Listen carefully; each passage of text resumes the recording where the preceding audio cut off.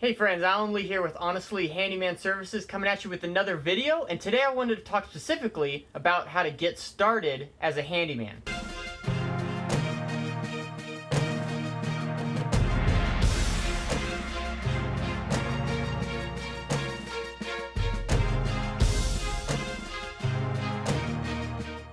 So today I wanted to talk about the steps that you need to do to get started as a handyman and start running your own handyman business. So first of all, obviously, you kind of need to deal with what you got going on up in here, because that's probably the biggest enemy of what you're trying to do is your own thoughts. Really, when you go out to even think about starting a handyman business, every single thought in your mind is going to be like, that is so stupid, that's the worst choice, worst thought you've ever had. And you're also going to hear that from many other people in your circle of friends and maybe even family. So that's the number one thing that you need to take care of when you are looking at starting your own handyman business is your own thought process and how other people are kind of playing into how you think about things and how you go about doing them. So once you've tackled that and figured out that you have made the decision that this is definitely what you want to do and this is the path that you see your life going on, because I'm telling you, when you make that decision, if this is for you, this is an absolute amazing path. It's so great. I wouldn't change it for anything personally. But the next thing that you need to do is obviously figure out who you're going to work for. So you need to kind of establish your ideal client or customer. And I got plenty of videos talking about that specific subject, is how to determine your ideal customer. So you're going to need to figure that out, and you're going to need to figure out where they are at. So are they friends with your family? Are they friends with your friends? Are they in your neighborhood? Where do they live? What do they do? How do you reach them? Are they on Facebook? Are they on nextdoor.com? Are they on Instagram? Maybe you could talk, maybe they're at your church, There are multiple places where customers are. You need to figure out where they are and how to reach them. And then you're going to obviously need to figure out what the laws are in your city and your state. So handyman laws and contractor laws vary all over the United States and the world.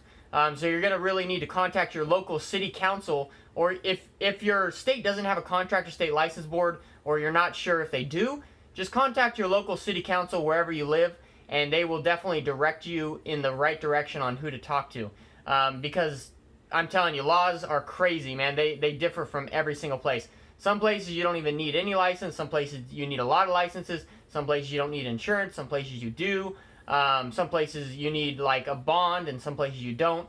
So it's definitely important to figure out what your city and state needs for you to operate as a handyman.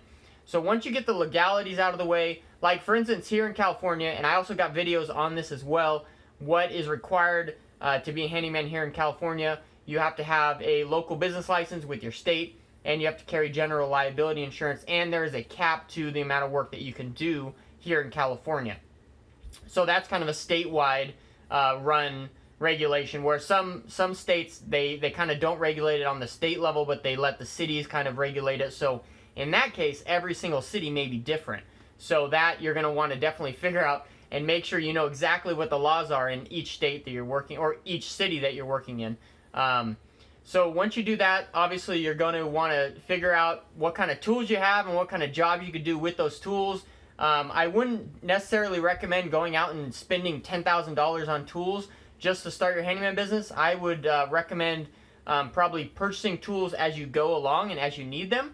I think it's important to have the right tools for the job, but I wouldn't go out and say buy a super expensive table saw if you're not going to use it for a year.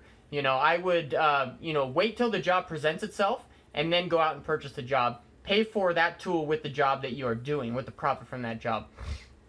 I got a bunch of other videos about that as well. Each of these little steps I do cover very in-depthly in its own video, so definitely check out my other videos on this channel to find out exactly how to go about each one of these steps and what I would recommend, what I've done personally, and what has helped with many other people. So once you figure out what kind of, so that's why I say whatever tools you have, kind of start with that.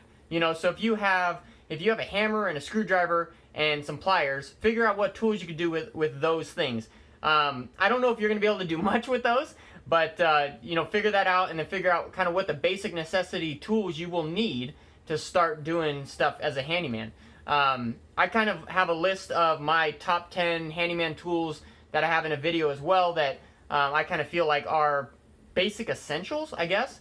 I have so many tools now, but it definitely starts from a very easy point, and then it kind of keeps growing as you grow your handyman business. But like I said, this is probably the best business that I could think of starting. I mean, it totally fits my personality, my persona, what I want for my family, kind of the vision that I have for that. So it totally fits in well with that. And if it fits in well with you guys too, like if you guys think that is a good notion, I would love for you guys to subscribe to this channel. I would love to keep chatting like this on a daily basis and just kind of hearing your guys' heart, and I can share my heart with you guys as well. And then so once you figure out what tools you have for the jobs, you're going to want to obviously go back a step and figure out where you're going to be finding your clients. And then once you make that connection, it really just kind of falls into place from there. And then you're going to need to deal with, presenting yourself, and then selling your services, and then also following up, and then kind of creating the whole process again, and then getting personal referrals, things like that. It's an amazing process. So so excited if you are getting ready to start this journey. I know a lot of people have been emailing me lately, and they've been saying, hey man, you've been inspiring me, and I'm about to start this journey, and I'm just super excited for you. And if you're not involved in our Facebook Handyman Mastermind group, I would highly recommend you get involved in that. There are a lot of people. I think we're up to like 550 members right now.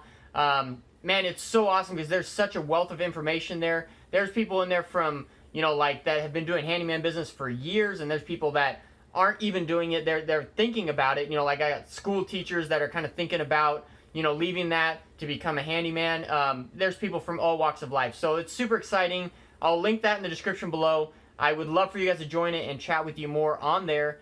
But anyways, thank you so much for tuning into this video. I appreciate all of you guys, and I hope you guys have a fantastic day.